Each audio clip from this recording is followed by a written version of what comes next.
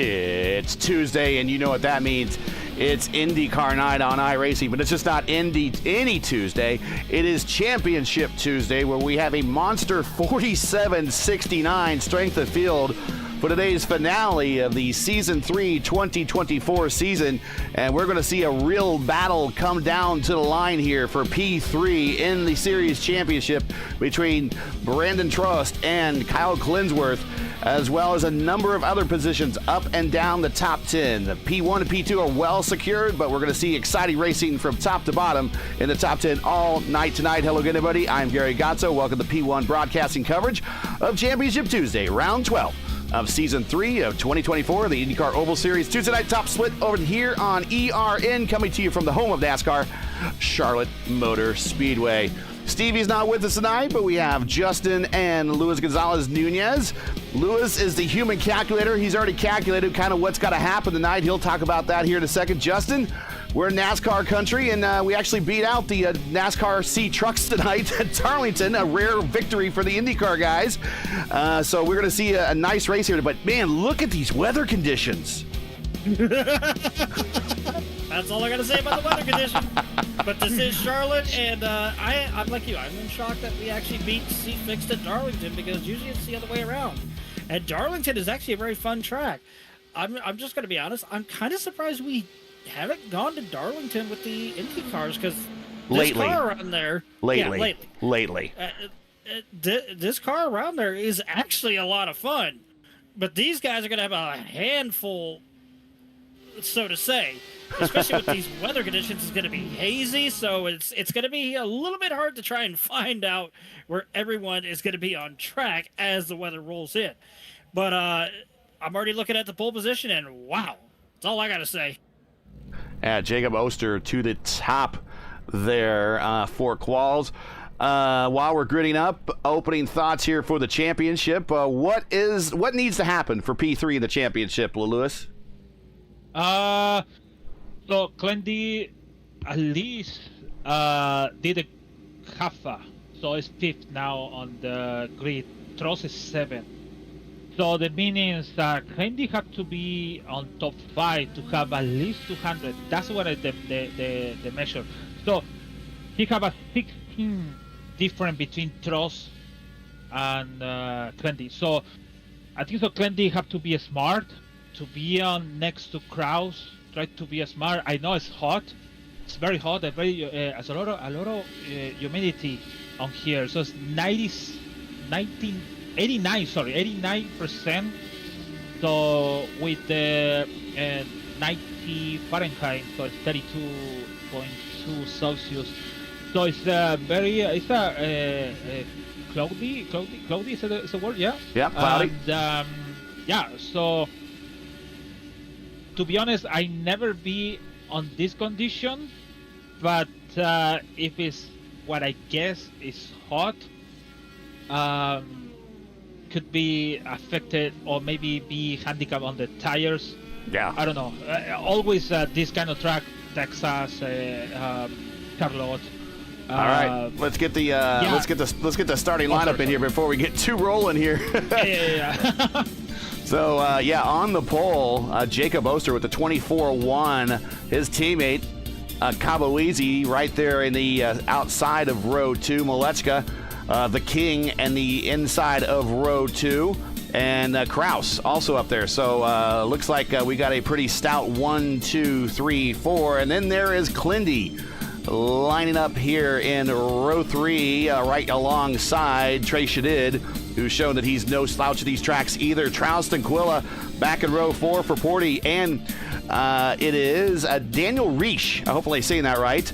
His first appearance here on the Top Split broadcast. He is back in row 5. Going on back next to the row 6, we got Ponto and Romanzini, Estrada and McGee. That's Brendan McGee. Welcome to the Top Split broadcast. Brandon Cares, Jacob Collins in row 8. Mitch David and Baroni Maroney. No, that's sorry. It's that is Marcio Baroni. He is in row 9 on the outside. And then not taking any time, Gabe Mauricio, Solis Jr., Brian Campbell, the his team had a pretty good day at Portland. He's lining up 21st with no time. Sterling Susi, I hope I'm saying that right. Welcome to the top split. He's back in 22nd. And Masato Shimizu, lining up 23rd and final on the grid. Getting ready to go racing. Those weather conditions are real. Yeah. Also to note, Brendan McGee and Jose Solis Jr., a couple former NIS buddies of mine. Glad to see they're making some starts in the IndyCar. All right. Stars up. Call the opening lap. Pitter patter, let's get at her. Here we go from Charlotte. Already one heck of a jump there from the leader. Probably a smart thing to do to try and somewhat get away from the field here, especially with these weather conditions. But from what I'm seeing, it looks like a number of these guys are already starting to go single file as they go through turns 3 and 4, correction. A couple of side-by-side battles as they come off of turn number 4 here, and I'm already seeing Trost is starting to slowly pick his way up through the field, but he's going to have to fight. Oh, Clindy saying hello to the wall. Please. Too close for comfort there as they go off towards turn number 3, Gary. And that is actually the humidity you see. When I first loaded into the session, I'm like, Justin, are you seeing this? And he loads in, and he's like, holy crap. And that is humidity hanging in the air. That is what it looks like on the sim. If it looks a little gray out there, that is 96. We could have a high of 96, a low of 91. We're at 89 right now, so the forecast is a little bit off. But either way, expect high humidity the entire duration of this race, and high temperatures, and extremely, extremely high winds. They're going to get, wait a minute, spoke too soon. We got a bit of a three-car battle here. I almost said 3 wide. They tried to make it 3 wide, but they backed out a bit in front of Trost and the rest of them. Such good racing here. Now, these are still the early laps where these tires are good. After a while, the goodie on these tires is gone, and then we're going to see it turn into a bit of a handling race. But right now, they're still able to keep up with each other. But when those, it's just a matter of time for those tires go off. And that's the one thing about Charlotte here, even in the IndyCar with this surface that's almost 20 years old, I should say. Because the first time they tried to repave this place, they did the diamond ground stuff like they did in Indianapolis, but they called it levigation, and it turned into one of the worst Coca-Cola 600s in history. 22 cautions, and then they just said, we're just going to repave it. Now, I'm going to shout out Roman Zini here. He's in a new car, and I approve of this design. Roman Zini in the John Smith IndyCar Racing 1 and 2 era paint job. Very good, Bruno. Bravo, sir. That is much approved. Jeez, I've aged about 25 years just hearing the mention of that scheme, the old Papyrus IndyCar scheme. That was the default scheme you got when you got into the game. You got to be John Smith, and you lined up with that. It's a good scheme. I think it's pretty cool. Yeah, I'm glad to see it. It tells me he has his roots back in IndyCar Racing 1 and 2 as well. Yeah, same here. That paint scheme was also done for R Factor 1 and the IndyCar 94-95 mod by IDT Simulations. All right. Clindy up the third on the high side. He's been up there almost exclusively. And right now, Akabuizi's playing a bit of a wingman to look where Akabuizi is strategically parking his car just right off the outside pod of Jacob there, and it's really allowing Clindy no place to go. But it doesn't look like he's really racing him hard on the high side. It looks like he's kind of wingmanning him right now.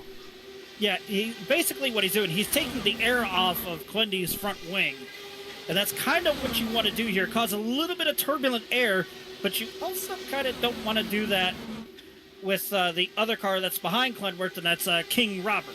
The King Robert, he knows how to work that air well. He almost, I hate to say it, bring up a NASCAR comparison, but King Robert almost reminds me of Dale Earnhardt, just finding his way through the air, knowing where it's at and how to combat it, and basically use it to his advantage. And here, really quick, we'll bring up the point situation and let you know what we got going in. Malechka and Oster are pretty much sealed up there, P1 and P2 in the championship. Trost is P3 at the moment. Kyle Clinworth is not far behind him, only 16 points in P4. Tyquilla P5. Trace Shadid with one of his alter egos in 6th. Campbell, Murphy, Estrada, Pizarro, Shadid, his other equal in 11th.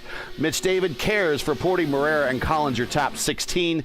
That is all fluid tonight. That could all possibly change with the exception of P1, P2. Back on the racetrack with, there's a preview of next week. Excuse me, we'll take that off. But with Justin making all the noises and everything, we'll get you back to action on the racetrack. It looks like the top 10 is kind of pulled away, although I'm noting Brian Campbell up 5 spots and his usual blinking. There he is again. Yeah. He's trying to hit 88 miles an hour and go back to 1955. Well, him and his squad had a pretty good weekend at Portland with the rookie that they had in the lineup. He had some pretty good TV time. Yeah, that was one of the more thrilling races at Portland. I will admit. Yeah, and a good to see Will Power get another win. That moves him. He's solidly third now all time in IndyCar wins with getting that win. His third win this season. That's great. In the real life IndyCar series, it's become a 3-horse battle for the title. All the IndyCar records you really kind of need to know about Charlotte. Originally scheduled to appear here in September of 1980. IndyCar, then the Indy Racing League, finally made its first appearance at Charlotte back in '97. That 80 race was canceled. But when IndyCar IRL came here in '97, they had follow-up races in '98 and '99. Track record set by Tony Stewart in '98 when he drove for Team Menard. We're a track record, and we're going to go 3 wide in the 3. You really can't do that, boys. But Clindy is going to send it, and here we go, coming off the corner. Oof. Track record of 220.498, which still stands as a track record to this day.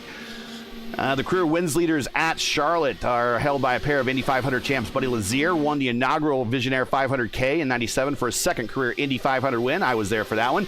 And Kenny Brack won here in '98, which was his first ever IndyCar win, and it was his the win was really his catalyst for him winning the IRL championship that season. Beginning at Charlotte, Kenny won 3 straight races en route to the '98 championship. I was there for that one too.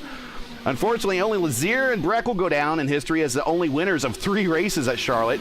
The '99 race was ended shortly into the race before its completion by a turn 4 lap 62 incident between Stan Waddles and John Paul Jr. and Scott Harrington, which sent a wheel assembly from Waddles' car into the stand, causing casualties. The race was stopped at lap 79 with Greg Ray in the lead.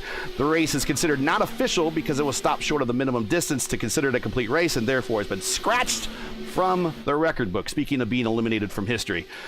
Because of this incident, though, and similar one a year before at CART, this is where wheel tethers were instituted to be safety feature in Indy cars.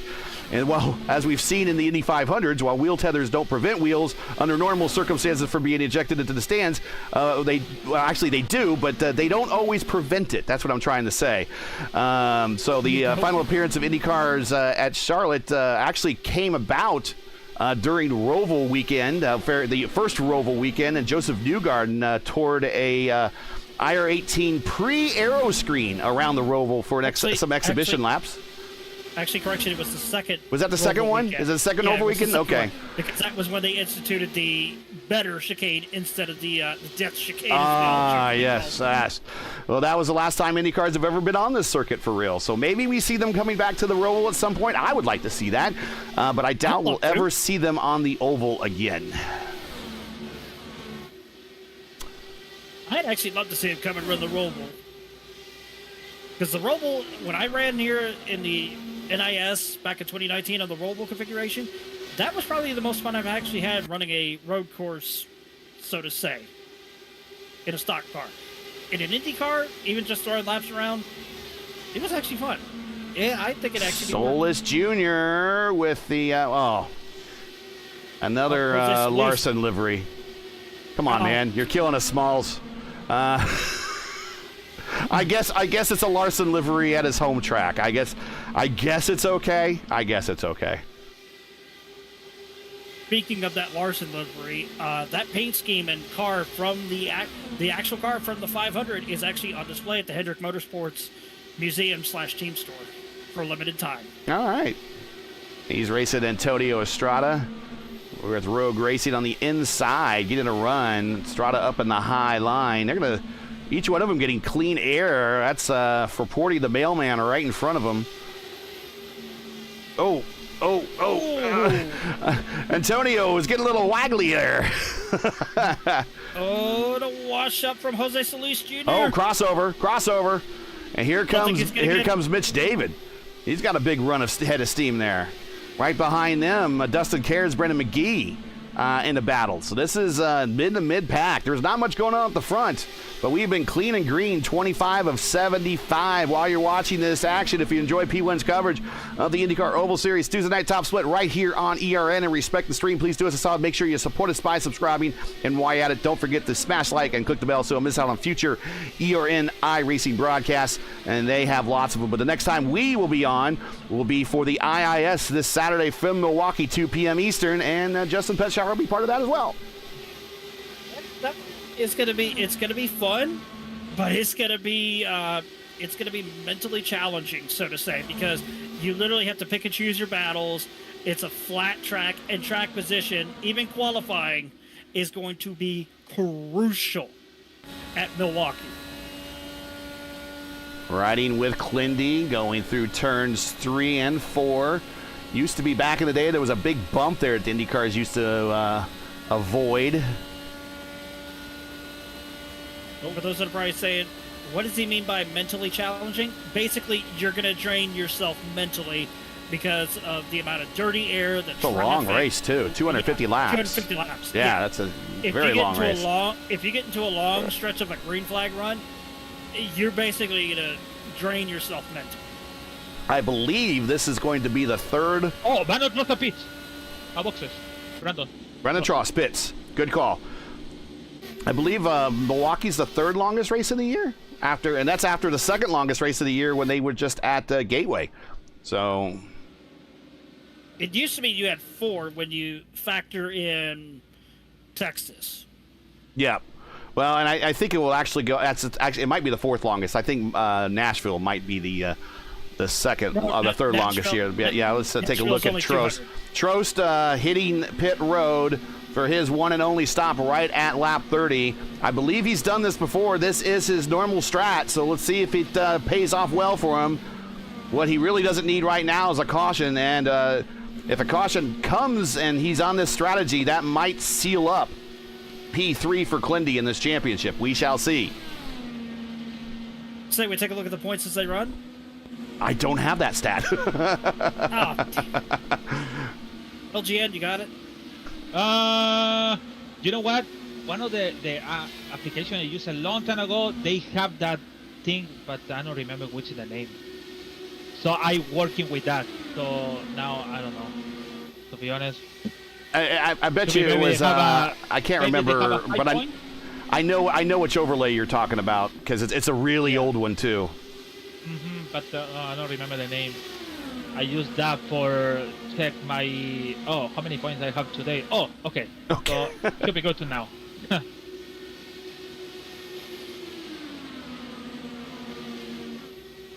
will say it's been surprising that we've been clean and green so far.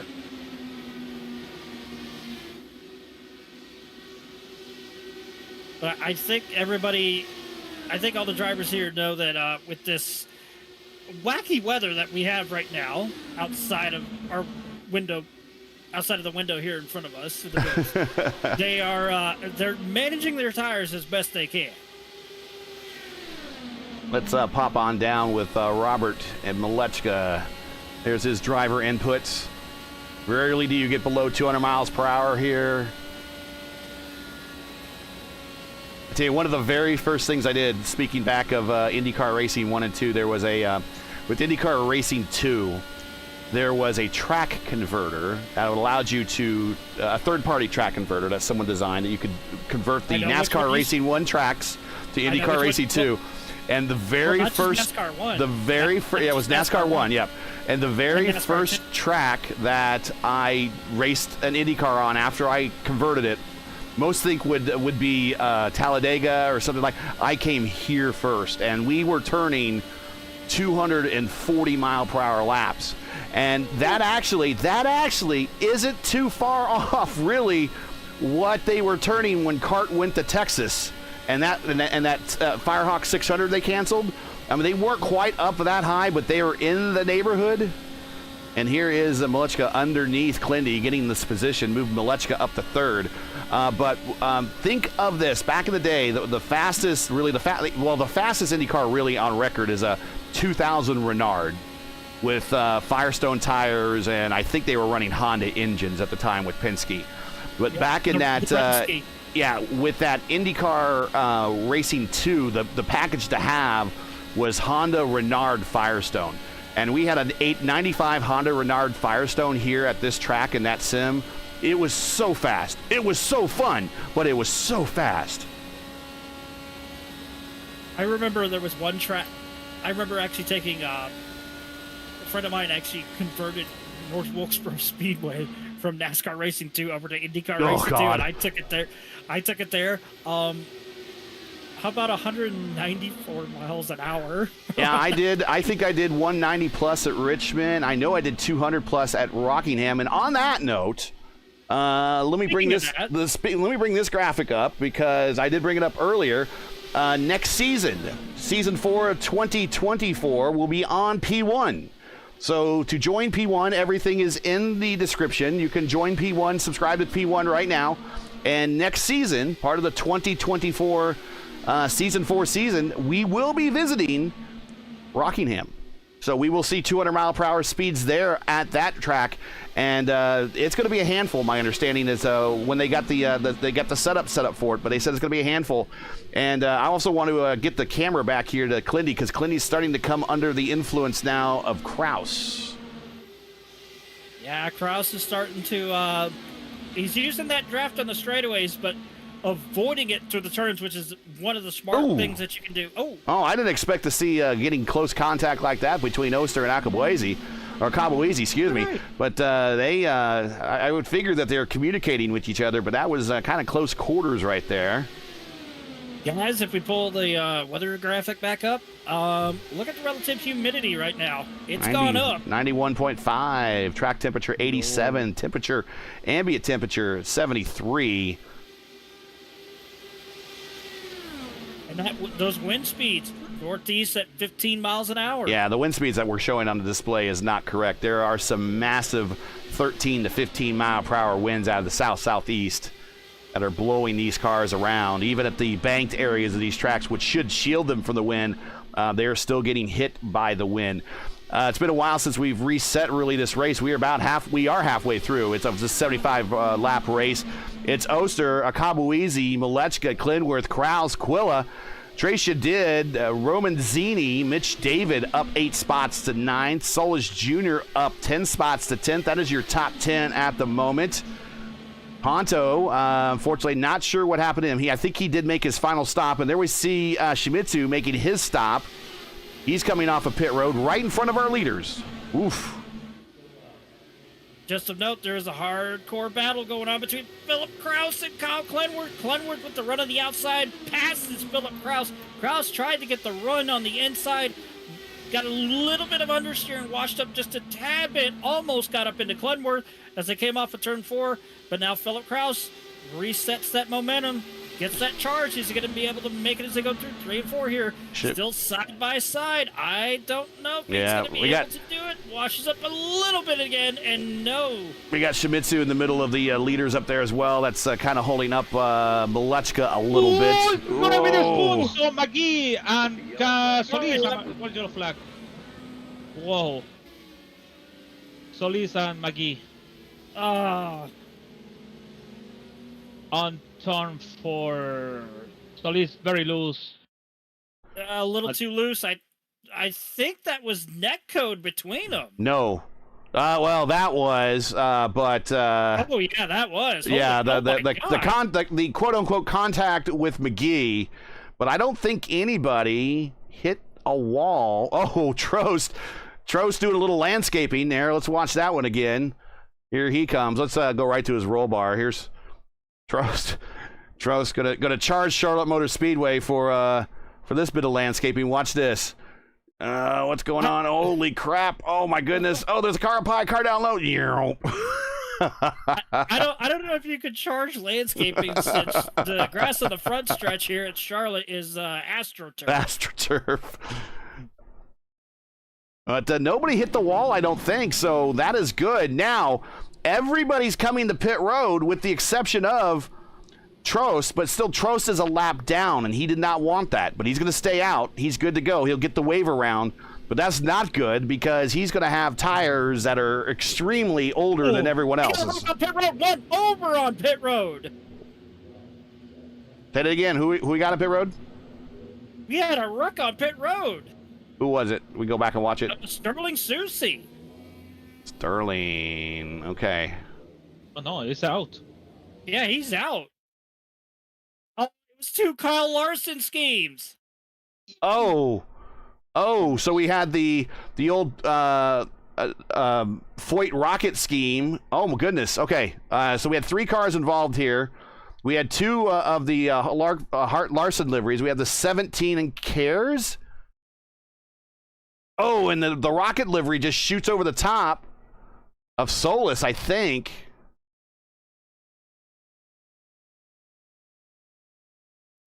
That's not Cares. I'm not sure who else is that other one back there. No, that's McGee. That's McGee behind the 2 Larson schemes. Gabriel Maurizio in one Larson scheme, and Jose Solis in the other one. Okay, so Maurizio is in the... okay, that's what I'm trying to find out. This is why I don't like having multiple... It's tough to see in Indy cars, but there are the numbers. So, yeah, that was... someone's going to have a little damage on them, but Sterling Susie in that former Foyt 14 rocket car, he is done. Let's get back to live TV. Wow. You could say his car turned into a rocket. Yeah, a little bit.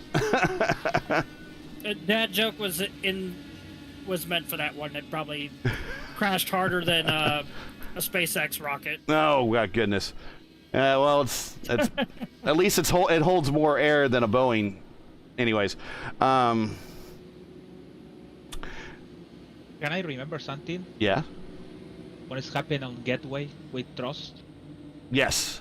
So desperate could be disaster situation. So it's gonna be Trust have 19 laps with the same tires. So I don't want to say game over with him, but he already said on there. He said, what is the messenger he put it here? You put on the radio. No, he put it on chat. In chat. If the green flag, maybe I gonna have it. So I think so. It's he already put like a game over for him, but maybe it's gonna driving hard to be on front, and maybe it's gonna be a desperate situation for him. We'll see. We'll see. Well, we still have gonna have 25 laps here after this. The next time by, still a lot of time. Stuff can happen. Those guys racing at the front can have a big multi-car wreck, and all of a sudden he's back in this thing. But Shimizu, Ponto, Trost are all going to get waiver rounds. That will give the lead back to Jacob Oster, the Worm Man, or actually the Prince. He has been up first all day, qualified on the pole, led pretty much every single lap so far. About Clendy? Clendy is back and forth. So, about Clendy, he had to be over there. I'm not even worried to get third, second, or first. He just finished 5th, that's it. That's what I think. So that's a lot of points. So let me check the all standings. So the all result, and maybe I can tell you approximately how much he's gonna get for 5th position with this soft. Okay. Let me see. I will check.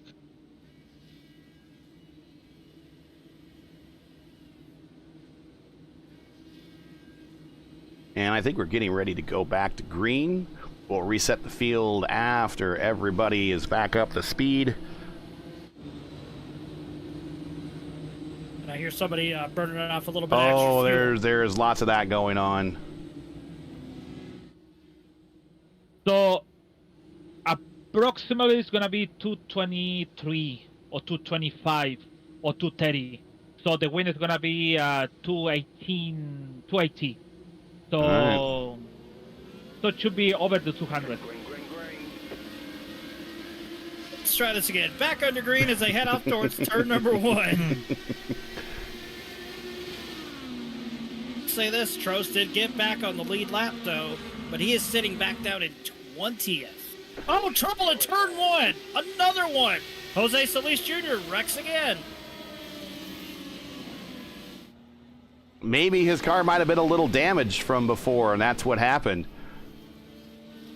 This is going to allow Trost to at least go to pit road now and get another set of tires.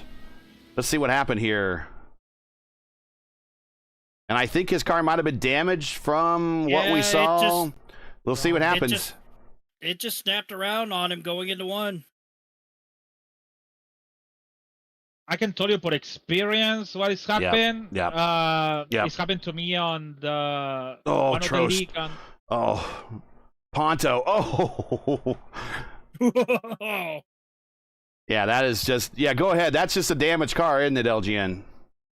So, what is happening in Kansas? You remember in the opening season of the NASR? Yeah, so when I won in, so what he came in with the cold tires, you should be think it's gonna be a turn.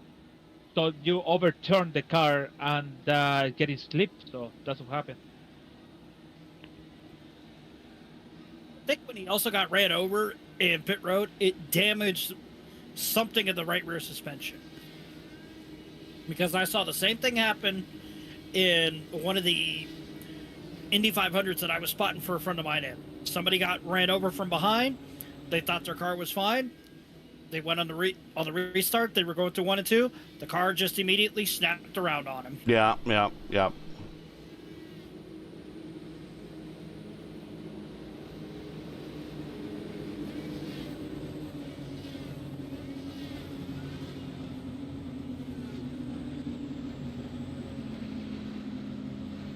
But he didn't come to pit, so. Well, maybe he doesn't think he needs to. He has an extra set of tires. 3 sets of tires for everybody here in the Oval Series. And just give you a real quick review. I mean, it's a 1.5 mile oval. There's 75 laps. We're only doing 112 and a half race mile. No fast repairs here, but 3 sets of tires, 1 in the car, 2 in the pits. He could throw on another set if he wants to, but I don't. Maybe he just doesn't want to give up that track position. He thinks he's better off in a situation that he can outrace the guys that he has ahead of him on used tires versus going in for new tires and trying to race through them that way. I mean, the guy has 5,000 starts in iRacing. He's got 1,000 combined wins in iRacing. He knows what he's doing, so we'll continue to watch him. There's very few in either IndyCar or in iRacing that has as many wins as he does.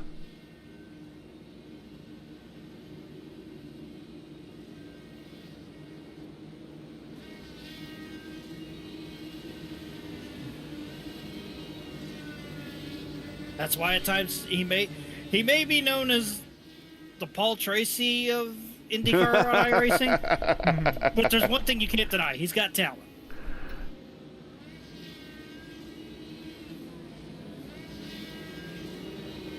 And no matter what form of racing it is, you gotta at least have one bad guy in the series. It's a good baby face always has a good heel in wrestling parlance. So it's always good. It's healthy to have a good heel, and it keeps things exciting. I know a lot of people sometimes don't like it, but I think it keeps things exciting. So we'll see. I mean, I have no problem with Brandon, but I know a lot of people are not big fans of us. Oh, who was the bad guy in the IRL? The bad guy in the IRL? Tony Stewart early on, I think, was kind of the bad guy. Greg Ray for a little bit was. trying to think. Like I said, Tony Stewart was, and then he carried that bad boy image over Eddie to Cheever. NASCAR. Eddie Cheever was pretty moody. Eddie Cheever was pretty moody. Started on him. Just let me think of some other names here. I don't know. I know he's your hero, but he pissed off all of the Netherlands after running into Leyendijk on coming off of pit road in that '96 race when Leyendijk had that record card. He was coming up through the field. Eliseo got heavily booed. Oh, yeah. When he blocking on turn 1? No, well, that was a restart where he was very aggressive on the restart in that race. But he tried to put Davy Jones in the wall. Yeah, I remember that. He tried to. When he came off pit road, and that was later in the race when he tried to put Davey in the wall, when he wasn't really involved with the leaders, but there was one of his teammates was up there. But the one that got him off the lead lap and got him really the ire of all the fans and certainly everybody in the Netherlands was when, for some reason, he comes off pit road and he just turns right on into Arie Leyendijk on pit road, and everyone's like, "What?" And Arie was just coming up through the field. I mean, he had the car to beat at that point, I thought. And yeah, I think Eliseo was a bit of the bad guy for that particular race as well. I remember he was so criticized with Sarah Fisher. Oh, this rookie and the rookie and the rookie. It's like But I think AJ Foyt told him to shut up. He was getting beat by a girl. I think that's what it was. Yes. He's like, "You need to shut up. You're getting beat by a girl." Well, here we go to green. 55 of 75, 20 to go. Coming to 19 to go. This time by. Good restart. Kraus spun his tires a little bit. And that was Philip Kraus correction. And here comes Ty Quilla. Ty Quilla trying to get the run. Not going to be able to do it as they go through 1 and 2.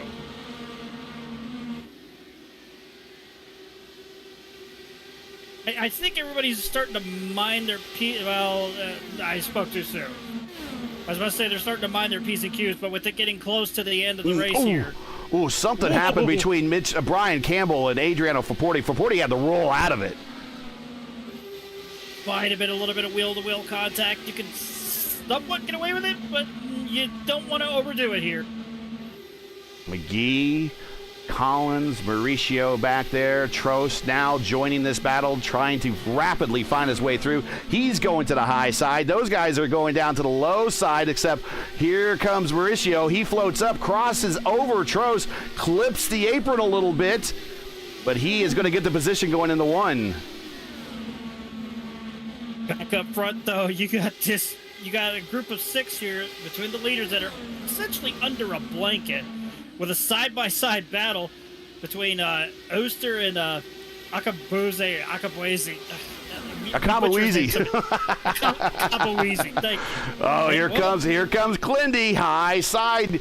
We've tried to see this here before at Texas and at Charlotte when IndyCars try to go 3 wide here. This is not a place you go 3 wide, and Akabuezi really wasn't going to surrender that high side at all. He reluctantly did when Clindy got the nose in there.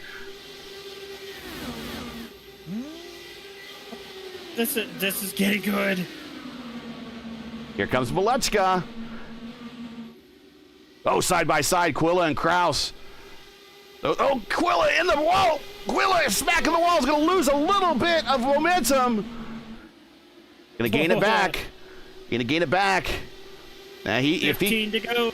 We can now just a whole host of teammates up here, but the Rogue Racing guys are vastly outnumbered right now. Oh, Clindy getting around Akabuezi. Comes Hamilton. He's going to get the run back. He's going to pass him. And look at this. It's a gaggle now.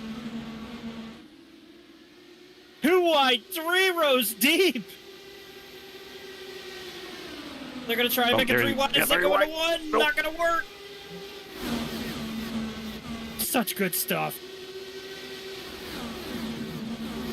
Comes Hamilton. He's going to try. He's basically going to act as the roadblock. I don't know how long that's going to work. I've heard from some other teams that when these super teams kind of get together up front, they kind of lock out anyone else that's not part of their squad, kind of lock them out, make it difficult for them to work with them. And that's team racing. There's nothing wrong with that. In order to fight a team, you need to be part of a team. Whoa, Mitch David is now in this battle too. He was making some aggressive moves down the backstretch, and he is. Brando Trost on the wall. Brando Trost on 2 and 3 on 3 is going to be the yellow flag, maybe. Nope, he punches out. He punches out, and that is it. I think the championship is now decided for P3. Yep, that's it. Wendy's got it. He hit the wall on turn 2, and then I don't know, just he hit the wall on 3 by purpose, maybe. I don't know. So weird. This is where Clindy's teammates need to get on the radio to him and say, "Hey, man, your chief rival's out of it. How hard you want to push it?" Now, I know Clindy has a lot of people, a lot of fans in chat, and they're rooting for him, and they want him to send it. So I think Clindy is probably going to send it. Please. I'd say keep an eye on that high side, though, because look who's right behind Phil Krause. It's Ty Quella. He's using that high line as best he can. And here comes John Smith right behind him. Yeah. Ty Quella's using that high line to his advantage, and he's almost running it like it's Darlington, I hate to say it.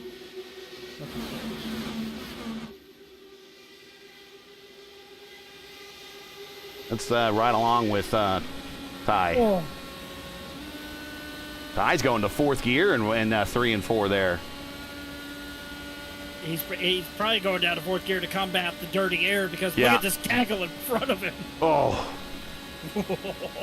This is the best seat in the house right here. Oh man, I have no words. Oh, John Smith poking his nose down the bottom there. I'm Paul Page from Papyrus. This is IndyCar Racing 2. Yep, we went there. Caution! Jacob Collins in the wall. Ooh. That would be Daniel Reich and Jacob Collins. Yeah, Jacob Collins. We got him in the wall. Let's see. Rishi Reich, I'm not sure what happened. Had some issue going through the tri-oval. Going through the tri-oval. Well, Daniel had some issue going through. Oh, that was a mechanical. That was a mechanical. The way that he just shot up into. Oh, that was netcode. That was netcode between him and McGee. Really? Okay, so let's go back a little bit further here. And Daniel's having some issues coming off the corner. He had to really slow down. I think he had a moment there. Oh, okay, so he get a little loose off the corner. Then he goes through that AstroTurf area, which sometimes people can cut through without a penalty. So he's kind of recovering it now. And now he's going to have Collins on his outside, on his right side. And McGee sends it, and there's a little net code and turns him into Collins. So that's just another net code situation.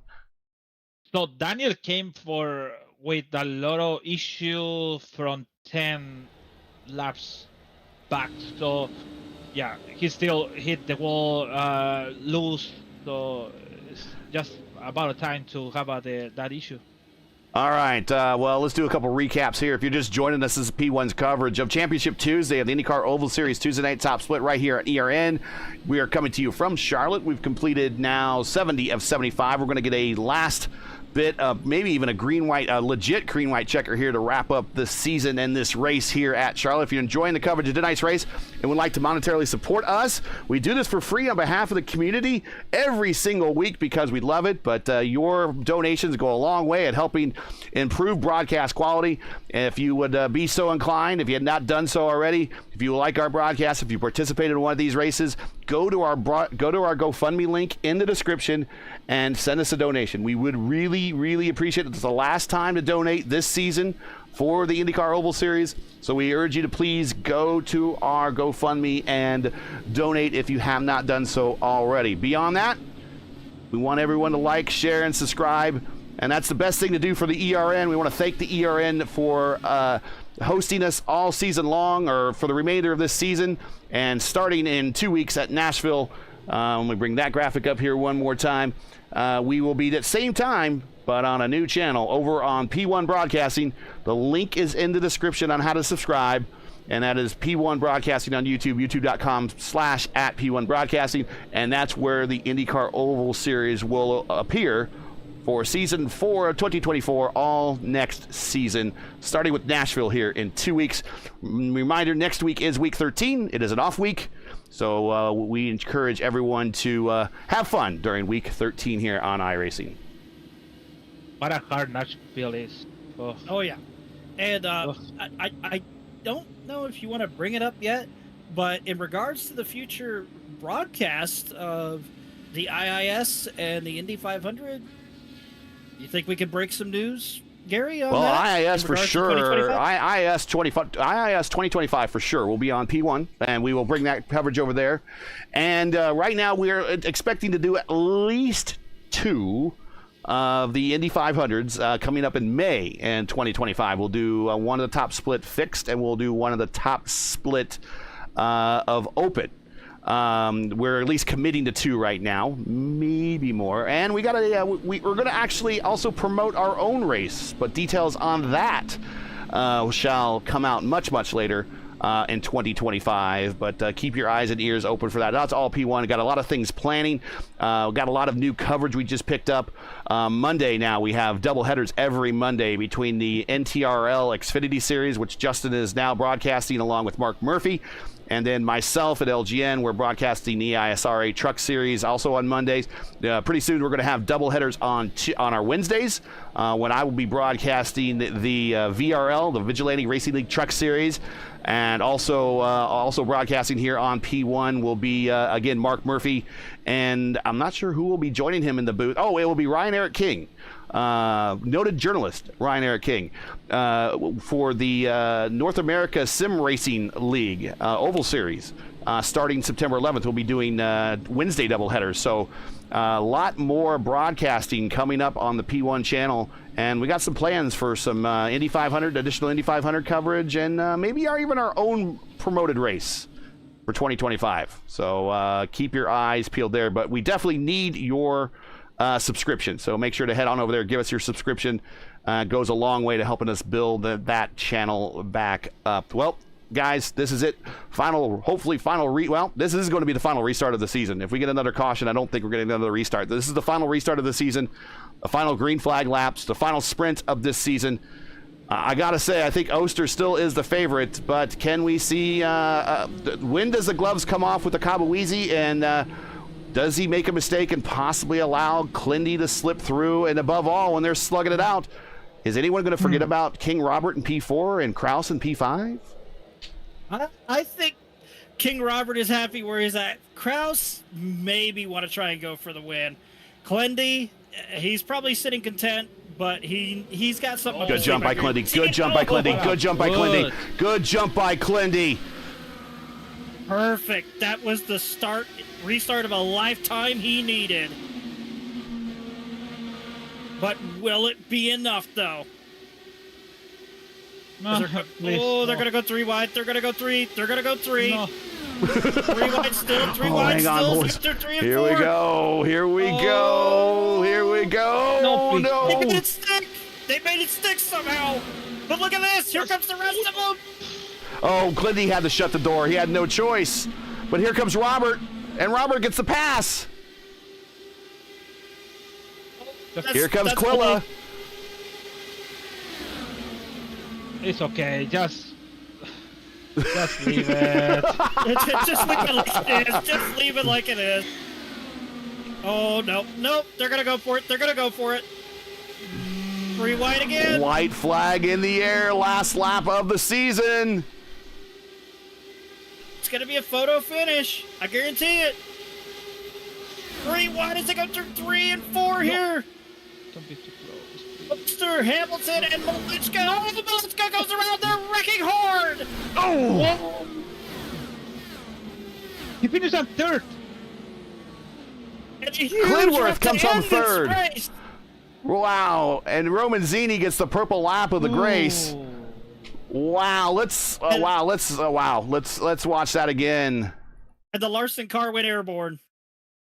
Let's watch that again. I changed to the we changed to the flagman to see if there was going to be a run to the line, 3 wide, and you're going to see someone cut across the nose of somebody, and I saw a nose piece flip off in the air. Bill Kraus hit Malechka. Kraus and Malechka. Malechka goes and it turns a Kabawizi. Kabawizi across. Clindy into Kraus. Whoa. Let's watch that. Let's go back a little bit further. So Robert barely clears himself, but he gets Kraus. Then he goes to Kabawizi. Then Clindy power slides it across the line.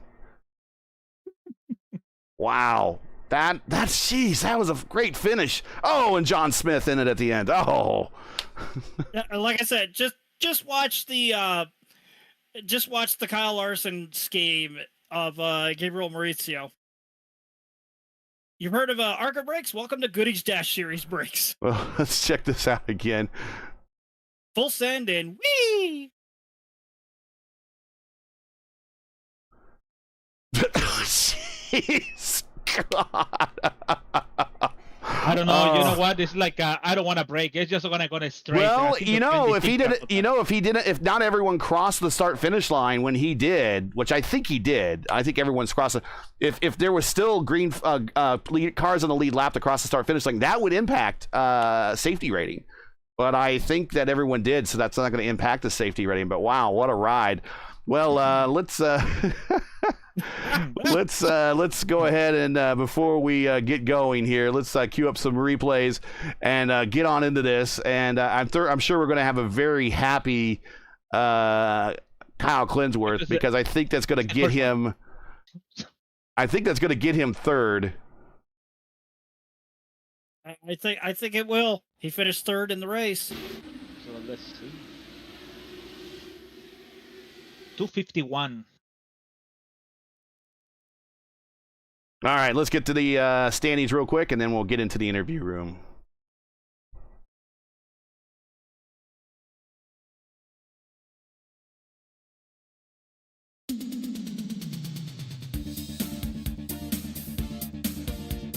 Jacob Oster with the win over Phil Kraus, who came home with the one-wing angel.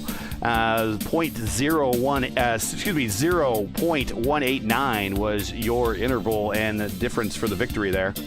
Clindy third. Quilla, good day for the Rogue Racing guys, third and fourth. Roman Zini brings the John Smith upright, and again, use that anytime, Bruno. I think that might have brought you good luck. P5 for Roman Zini.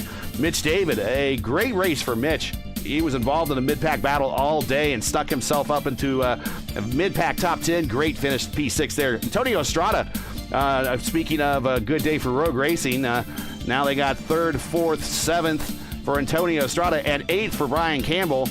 Tracia did ninth. He was up in the top 10 all day today. Just it was really it was really tough for him to make hay up there with all that just the beehive of activity up at the front. It was just a heavy battling, and for him to get up there again, that would have been very, very tough. For a top 10, pretty good finish for him.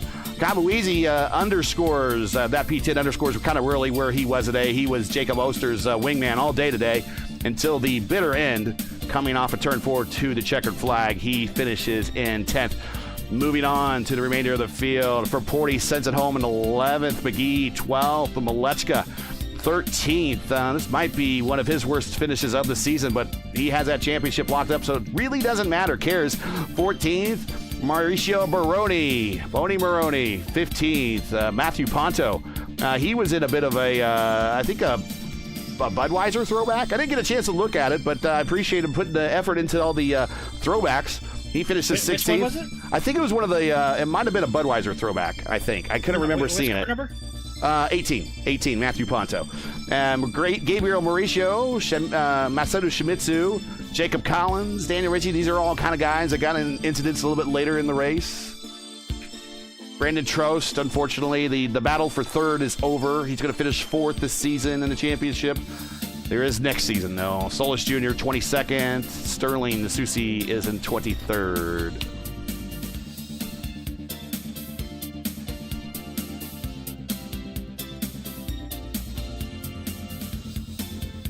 Okay, so I know which paint scheme that is. The one that you were speaking of. Is it a Budweiser? It's a Budweiser, number 3. And it's Ray Hall. It's red Roof in with red roofs in, roofs in on the side. 86, at least 86. Yep. Yep, that's the one. The one he won the Indy 500 in, and then his team boss, team owner, died a few weeks later from cancer. Yep, Jim Sherman, rest that man's soul.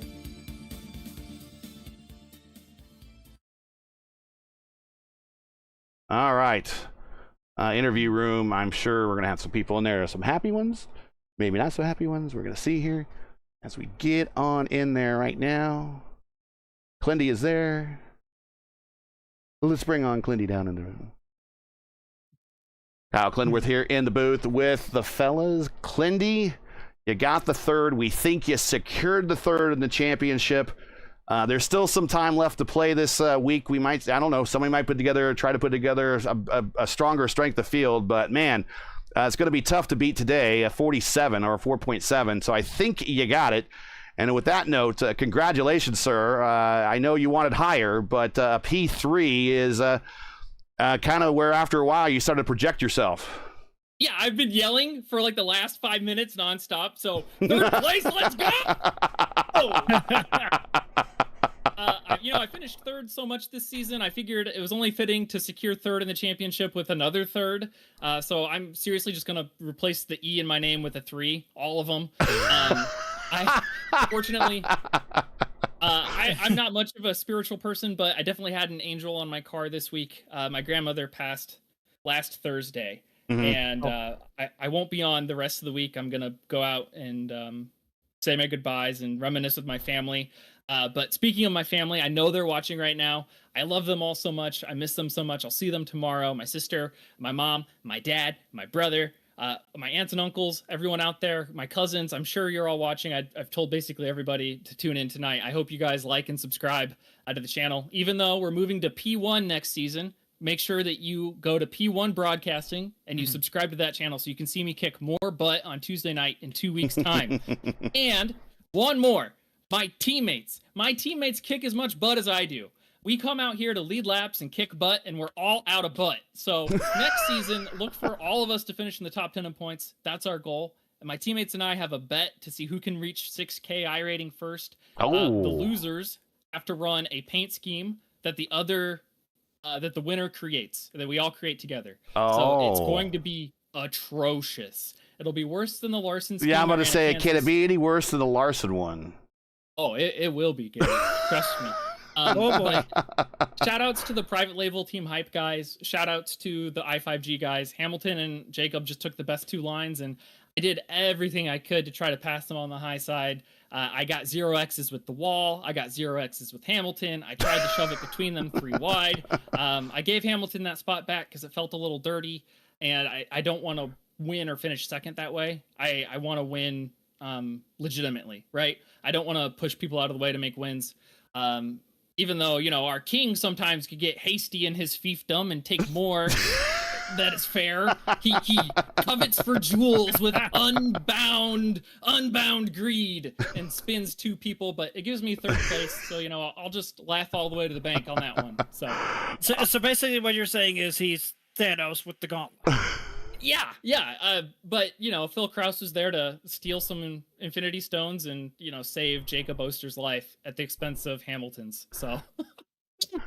Well, we do have the pit report from Mr. Trost here in chat. Says apparently a brownout can keep your PC on, but shut off your pedals. Lights flickered, and his throttle stuck, and that was the end of his day. That's most unfortunate to suffer a mechanical in the final race of the season, but I'm sure we'll see more of him next season. Congratulations on your part. Do you have any more shout outs? Did you get to those already? I've got one more, but LGN, what's up, buddy? Did you break or just going straight on whatever's happened? At the end? Yes. Oh, buddy. I put my foot through the floorboard. He AJ foided it. That's what he did. And I yanked the wheel to the left as soon as I saw Hamilton coming across the track, and I didn't care if Phil Kraus is there. I said, buddy, you're going to the AstroTurf, and I'm going to finish second. but his car had a little less front wing, so I guess he had more speed. So I think IndyCar should take a look at that, see if that's legal. It's faster with less drag. I do have a couple more shout outs. Go ahead. All of Rogue Racing. I know that I said they kick butt, but I want to shout them out. And also Trost, right? Honestly, he's turned over a new leaf. He's raced me so clean and with so much respect. I've really gained a lot of respect for him. Even though sometimes, he can say some stuff I don't agree with. But that doesn't we mean all can do that, right? Yeah, he is a fierce and fair competitor on the track. And I look forward to racing with him for podiums for many seasons to come. You got it. Sorry for your loss. Please, our condolences to your family. Very happy for you on this P3. We know that you'll be improving for next season, but take the week off, get your rest, get your travels in, and we'll see you at Nashville over on P1 here in 2 weeks.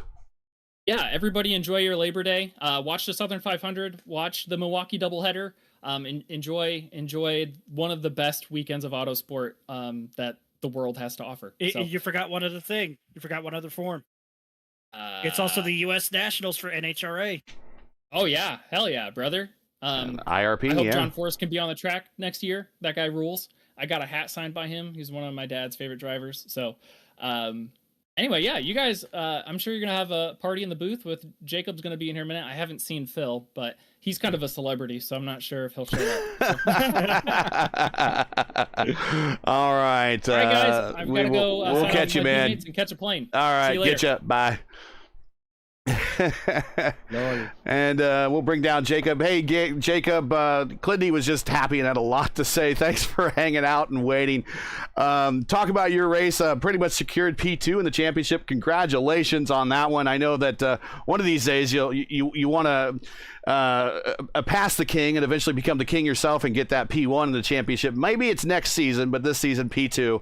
But a very impressive P2. I mean, gosh, you guys scored massive points. Talk about this race today. You pretty much grabbed it from the start, did the old IRL line, protected the bottom. You had a teammate there protecting your six. I'm sure that helped for a while. Probably what didn't help are the start and restarts that we kept having. No, I don't think I lifted to lap like 42 or whatever. Somebody came out of the pits in front of us. I wish I led all the laps. I missed one on the last restart. I was kind of sad, but it's been a good season.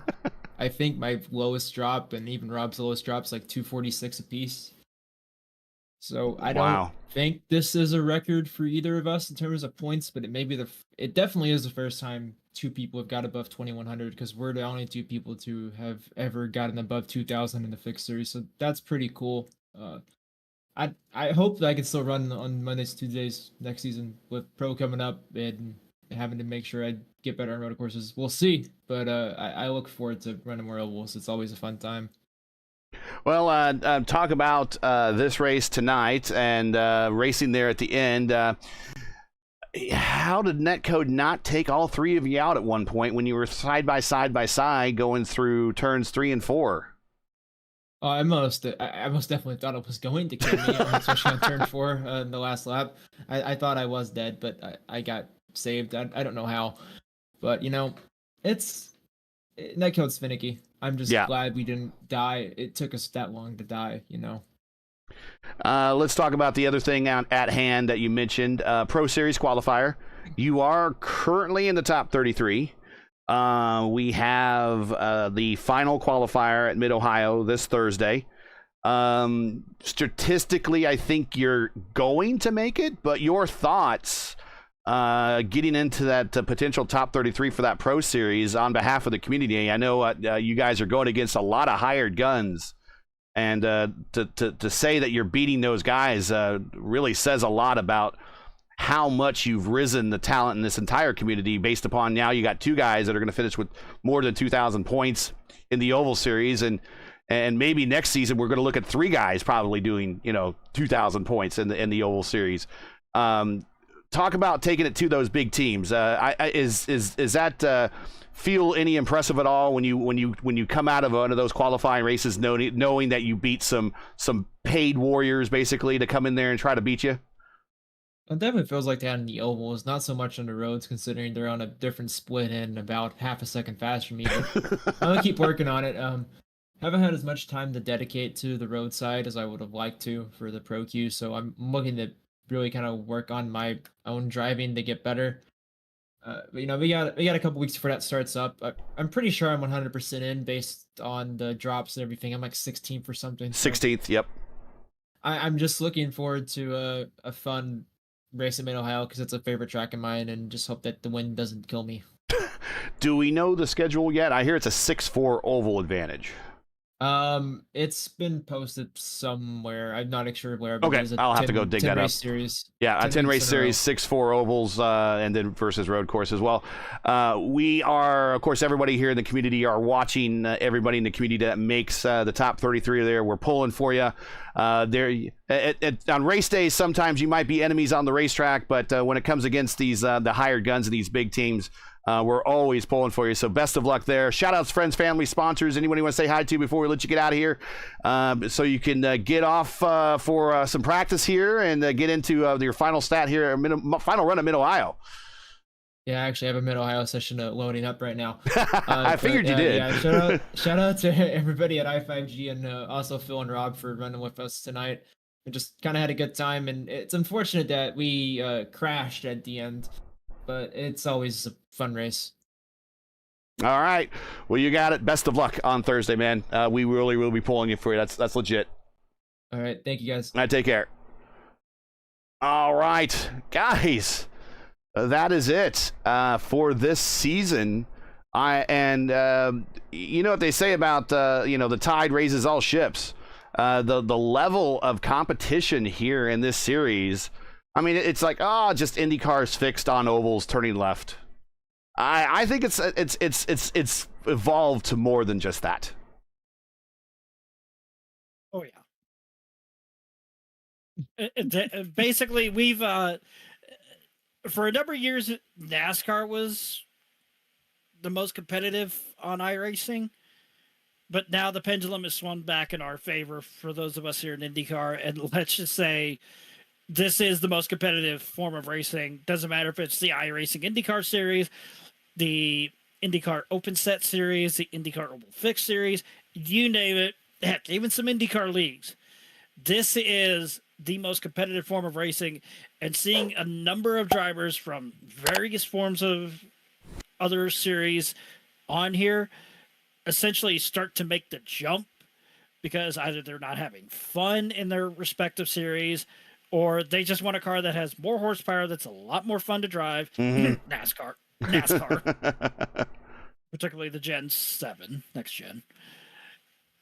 To see those guys start to make the jump over and say that they've had a lot more fun driving the IR18 IndyCar compared to their other car that they've been driving. Yeah.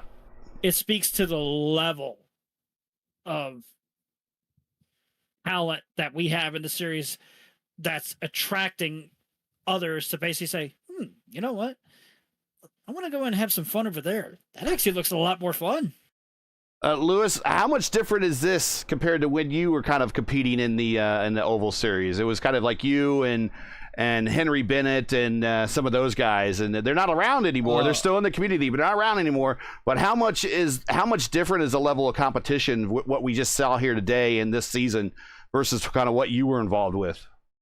Well, funny because I checked the standing on 2020 season 4 on the fixed series, not on the Oval Series. So right. I see Demerit, Joe Ritter, Maleska, Pinheiro, Andrew Good, Chris White, I think so, Andreossi, Wilson. So all these guys is the same. So I see the other one, for sure, Henry Bennett, who the guy beat me on that time. So yeah, so I think so. The series still that's the when we start to see the circuit in the oval in the series. Mm-hmm. It's like is it fixed oval or is that so? That's the problem we have in that moment.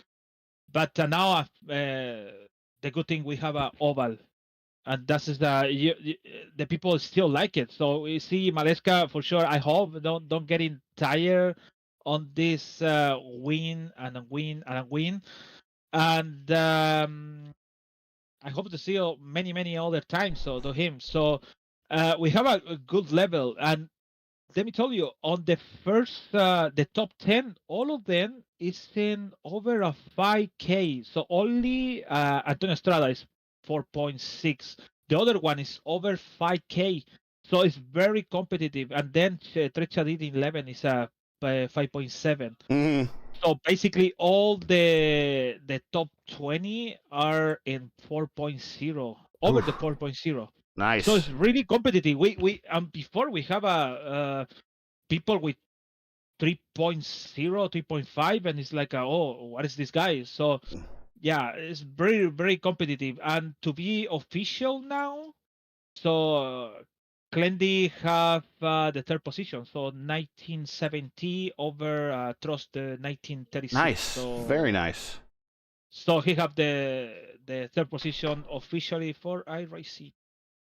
Well, that's as we said, a strong tide lifts all ships, and to have all those guys, and nothing against Antonio. I was talking to him about his stat line on the Oval Series here before we go here, and because he's on the IS broadcast with me, and he has probably the most set of quality starts out of everybody all season. He has one of the lowest number of starts all season than everyone else, but he's I think the lowest number of starts in the top 10 or the second lowest number. So meaning that the quality of his starts were very high. So his performance in those limited starts was very good. Can I say something? It's the only Mexican. It's the only Latino America, maybe I'm gonna say. Mexican around. Yeah. Mexican. Yeah. So it's the only one in the 25. And before, I am the only Chilean, or maybe the only Latino America in that time.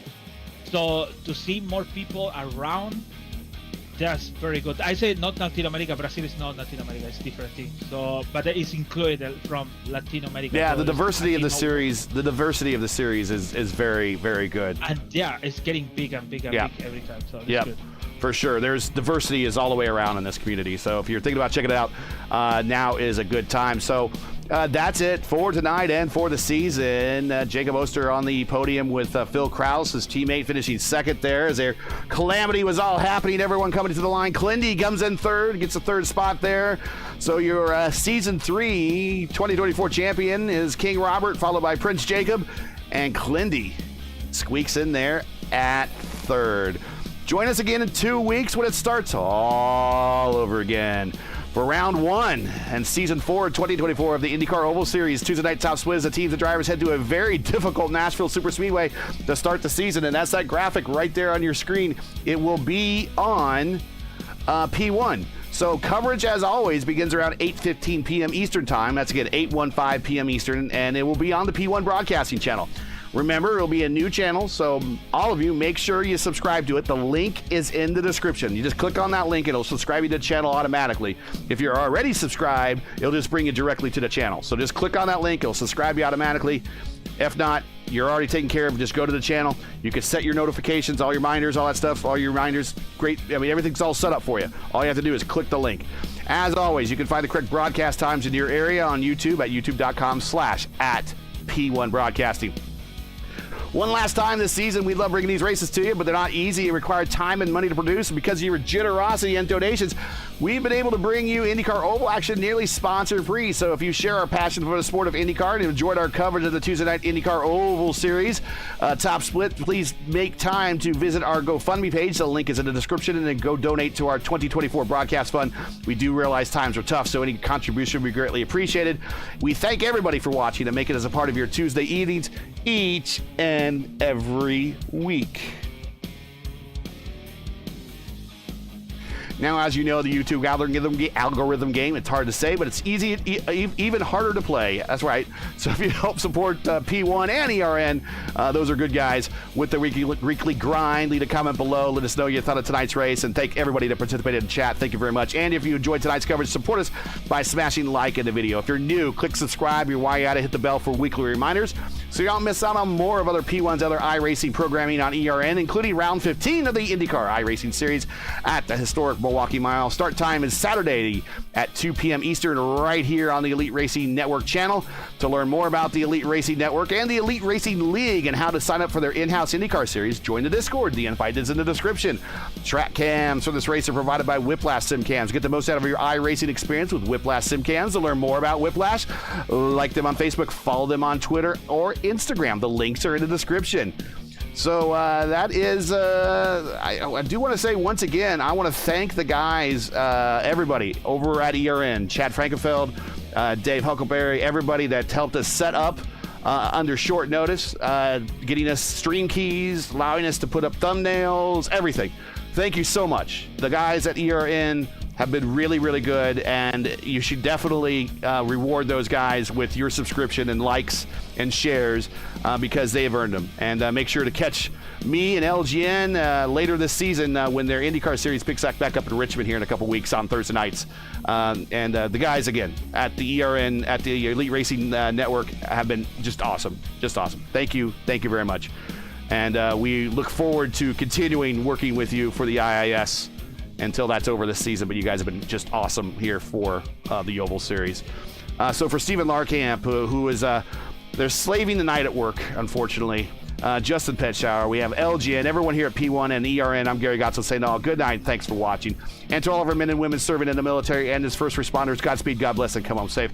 Catch us again over on P1 Broadcasting in 2 weeks when Season 4 2024 starts anew in Nashville for the next race of the IndyCar Oval Series Tuesday night top split on P1. Good night, everybody.